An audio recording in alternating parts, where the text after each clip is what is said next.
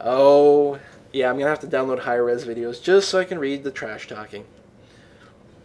I hate doing it myself, and I hate being in any game that's doing it, no matter what side it's happening, just because I play this game for fun, and it stops being fun at that point. But this would be fun. Okay, that tower's really low. I don't know what they're going to try to do here. We've got... Wow, this is pretty big fight, and yet nothing happened. Singe was able to get a grab, but it didn't really lead to anything.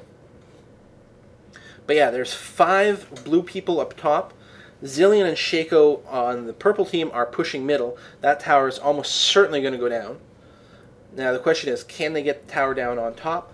I don't know. That Singe does make life really hard. The fact that these are 2 tanks with lots of hit points, you know, good AoE, good sort of AoE disable from Cho'Gath to knock up, and they didn't know where Twitch was, although Twitch is relatively low. And all in all, they're forced back. And yeah, it was a pretty tough situation. They may have been able to pull it off, but at the same time, I think maybe someone teleported to middle. I don't know. Just glancing here, it looks like we've got friendly Soraka, friendly Jaina, friendly Caed0.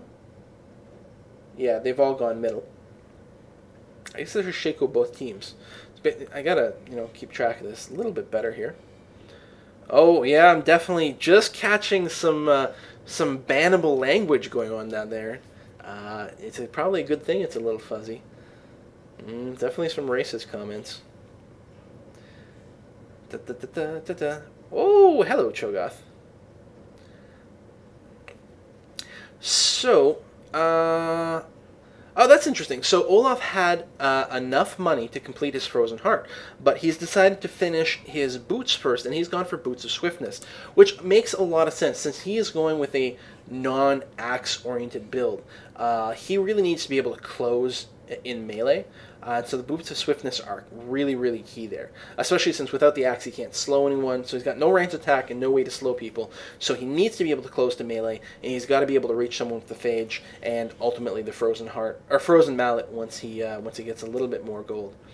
Definitely a very nice build, especially with him. I know that's the sort of build that Riot has recommended for him, I think, from the Spotlight video, and you know, maybe this guy is just copying that, or maybe he's tested enough and played through some variations and he knows it's the best.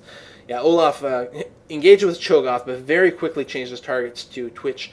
Look at the damage just rack up there. Now Twitch is luckily able to just vanish in time to get out of trouble. Now Caed0, purple Caed0, enemy Caed0, I suppose I should say enemy Caed0 since we're kind of watching from one point of view, has also joined the fight. Now he's another pretty squishy character. Now they're putting a lot of beats on Cho'Gath right now, but that is not going to result in anything. That Caed0 is just standing there. I bet he's got to be the doppelganger. Oh, he's not! Okay, so he just hallucinates in time and then deceives. Where is he gone? Probably the bush. Oh, no, there he is. Are they going to be able to snipe him? I don't think so.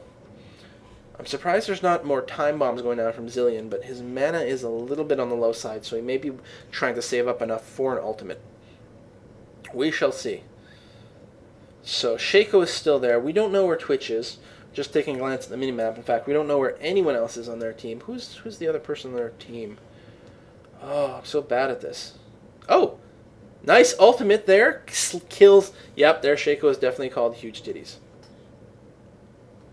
Oh, there we go. There's Singe at the bottom. So we've got Twitch, Zillion, and Cho'Gath defending top. Singe is pushing bottom, and of course Caed0 just died. Should almost write this down. Who's on what team? So it looks like Soraka's gone to defend the bottom.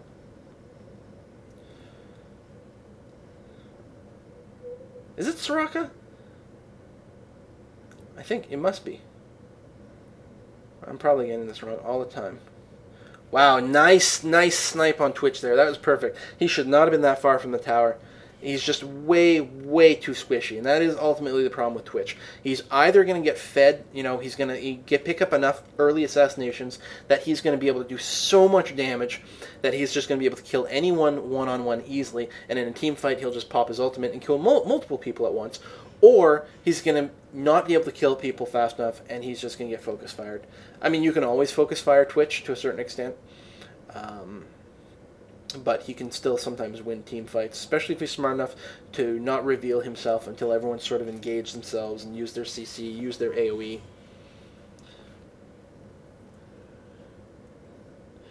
So Ezreal is hiding in the bush, and so is Caed0. Oh, while the clone, the doppelganger, is out and invisible. He just blew himself. Cho'Gath may be vulnerable here, but he's got really a lot of hit points. And oh, there's a lot of enemy players here. They're in big, big trouble. The enemy Caed0 has gotten quite low. Okay, does go down, but ultimately, that did not go well for the good guys. Let's pick a side. Let's root for blue team. Yeah, 3 people dead for 1 kill. I don't know if that all happened there. It wasn't good. Looks like one of the blue team members has a clairvoyance, which they're using to scout out the bottom. I guess I do remember seeing a few of the clairvoyance spells go off. So top tower may be getting pushed pretty hardcore here. Singed is definitely going to do some nice damage. Well, Singed is able to keep down the friendly minions, so that the enemy minions are going to be able to do consistent damage on the tower. There's Soraka duking it out with Twitch. She's going to be safe by her tower there. So their Singed has just tower dived, and so is their Zillion, who's actually got the tower aggro right now, but Singed is going to take it back now. Especially with his poison going down, he's not able to stay within tower range without getting aggro for quite some time until that clears off. He's definitely pushed back at that point. It was close for them. They actually did a pretty good job of not getting themselves killed in tower range. Tower diving is really an art, and I certainly have not really mastered it. You know, there's plenty of occasions where I have missed the opportunity to tower dive because I was too nervous to do it, and then plenty of other occasions where I tower dived when I shouldn't have. Very hard thing to read. A lot of it comes down to who you've got around you as a teammate. So, bottom is kind of boring here. Olaf is definitely hoping that someone picks up the bait of Soraka being alone. I'm very sorry. This is kind of late for me to be doing a replay. As I've said before, I'm an old man. It's past my bedtime. Oh, enemy Caed0 is around. We just saw the smoke puff. It's very interesting that Caed0 becoming stealthed, while doing it from the bushes, you can still see the smoke puff of him doing that. Or is it the smoke puff of the Jack-in-the-Box? I think it's both, potentially. So Olaf's going back here, and it looks like he's looking at an elixir. That is pretty bold. He's actually debating a little bit between Fortitude and Oracles, but he's definitely going Oracles. And of course, yeah, with Twitch by itself, Oracles is really good. Especially Olaf, if you're playing him, you know, you've got this tanky thing with the Frozen Mallet. You're very hard to kill. Generally speaking, you want your oracles on people who are hard to kill. Arguably, sometimes on a support character who really does hang back, like Soraka, may be an okay choice because she's not going to be getting into the thick of things quite so much. But a lot of times it's preferable to have it on the tank. So he's definitely going to want that to be able to spot Twitch if he's around. But also, it gives you a chance to get the kill on Caed0, who's normally an extraordinarily hard character to kill because he can just deceive away so easily. So by having the oracles, you take away his stealth from his deceive. Now, he's still able to use it as a sort of a mini flash, but it's pretty big. Now, there's a little bit of a scuffle going on near the dragon here. Cho'Gath is around, and we've got 4 friendly players, plus Cho'Gath and Singed on the enemy team, and they're certainly going to get reinforced here. Now, I don't know how many players the enemy team is aware of. Right now, Jaina is baiting, but they've got to assume that she's not alone, I would think. But I don't know for sure that they've spotted the rest of the gang. They may have to make a move here. So we've got Singed that we know about. So, yeah, Clairvoyance has just gone down. That's very nice here. Looks like Caed0 may be getting ready to deceive through the wall. Singed is moving in. He's going to be trying to grab, and Cho'Gath comes from the bottom. So sort of a sandwich maneuver between the tanks. On the other hand, they're a little spread out. This is a tough team fight. Jaina gets very low. Now, she ults to keep herself up, both to defend with knockback, but also to heal herself, and it does definitely work. She got really, really low.